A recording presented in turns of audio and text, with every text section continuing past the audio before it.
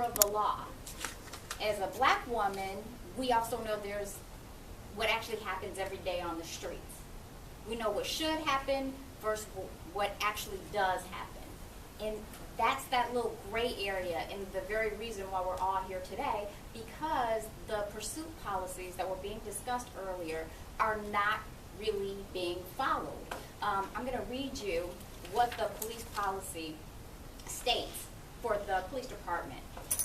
It says that pursuits are one of the most dangerous activities that a law enforcement officer can engage in. Pursuits present a danger to the lives of the public as well as to the police officers and suspects involved in the pursuit. It says it is the policy of this department to protect the lives of all persons and not to engage in vehicular pursuits unless the action is necessary to apprehend forcible felony offenders, and then only when the need to apprehend clearly outweighs the risks to the public. Officers and suspects may be exposed to during the pursuit.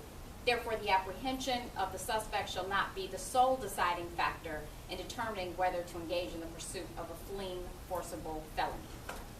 So that's the letter, that's the policy that the police have written for themselves, but the problem really comes in when they're not adhering to their own policies. And I think earlier, I think you were mentioning a particular incident where you were talking about if the pursuit that you saw or that you were aware of wasn't a forcible felon that they were pursuing, but just for traffic infractions and things that don't have enough probable cause behind it to really justify such a dangerous type of pursuit like that.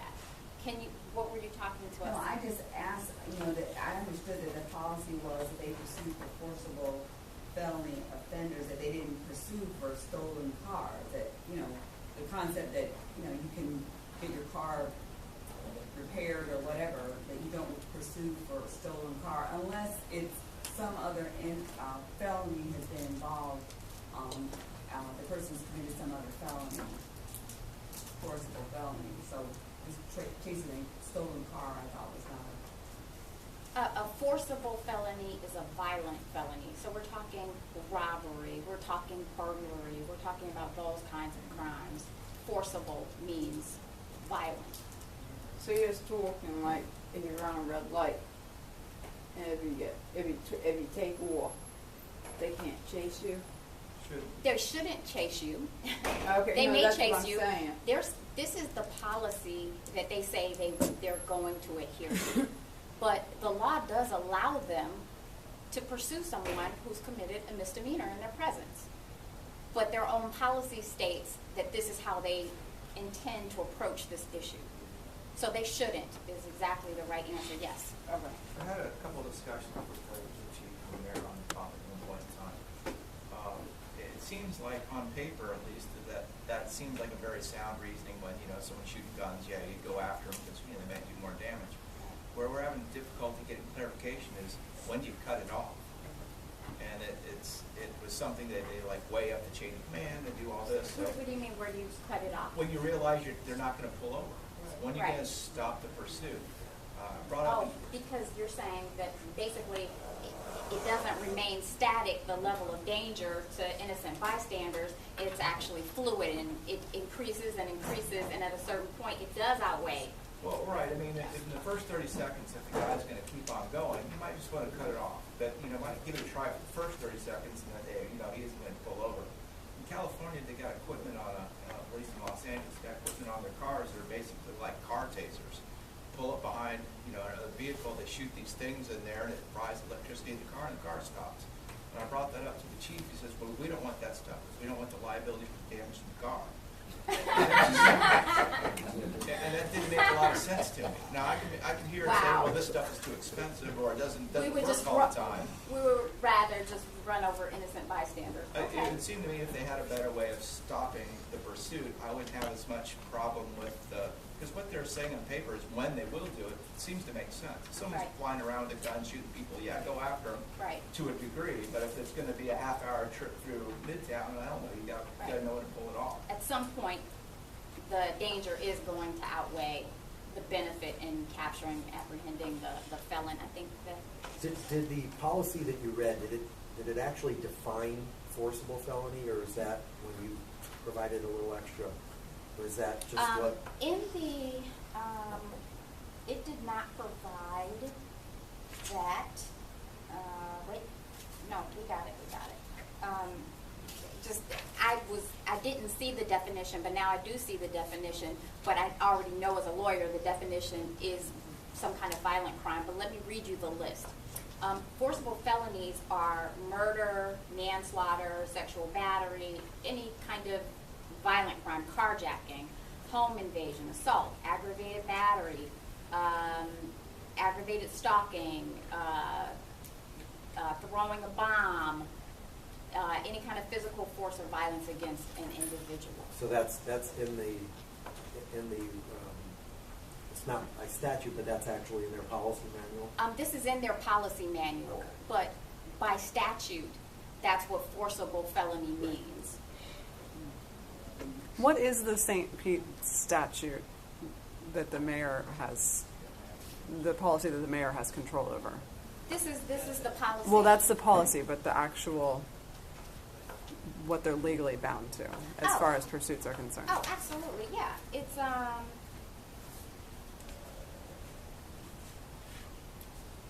933.19 of the Florida statutes. That governs the searches and seizures of vehicles and pursuits. So that's what he has to follow. They have to follow the law. So they would go according to the law. So that policy has to at least adhere to the law, to the statute that I mentioned. Yes. Could we get a packet of that? It's my accent, I'm We'll sorry. see what we can get to you. I know we have a couple of handouts. Okay. Mr. Nurse? Council, when the mayor handed up some numbers, and the chief handed up some numbers last week, the most dramatic thing that came out was they were saying that in the joint task force, the joint sheriff, police task force, I apologize, I can't remember what it was called.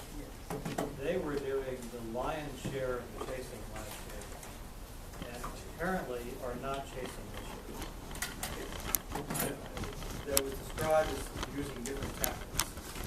Are you talking about the violent street crime Yes. task force? Yeah.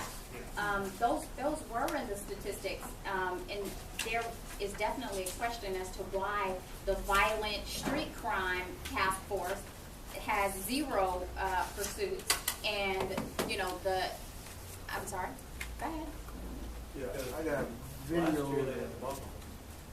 Exactly. Well, basically, it's sort of the same thing that we're talking about with the Gulfport policy versus the policy that has been implemented here. It's the same thing. It's that they should be adopting the same policy for their own department, just another division of the department, the Violent Street Crimes Unit. If the Violent Street Crimes Unit can get down to 0 pursuits, then most certainly the regular police officers can do the same, or at least get it to a minimum. Yes.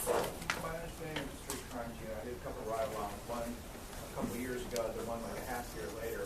Apparently somewhere in there was a policy change, the little spotting car was no longer able to run through stop signs and to fly through Midtown. So they were actually very angry that it made it harder for them to do their jobs. But basically the street crimes unit likes to, at the last moment, have 4 cars just kind of pounce on somebody so they don't run. They kind of wait till they go to their destination and they circle them when they park. That way there aren't, street crimes unit really isn't chasing people around other than at first when they're making their presence known. Right, but they did have a much higher percentage before, as you pointed out. And Yeah. so there is got to be some particular change in their policy or the application of that policy that caused those numbers to drop. Yeah, And we need those numbers to drop.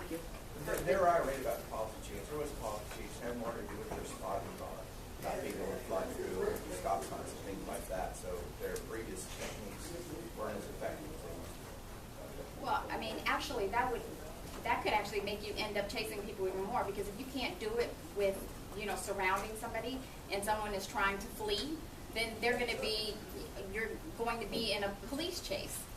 It would actually increase the rate of that. if you couldn't do it just by surrounding a car, but there was just one officer, one police vehicle there, then that would seem to increase the rate of it, not decrease it. That's why there's something else that counts for that drop. It's the policy, or the application of the policy. They're no longer able to get ahead of the car. No, I understand.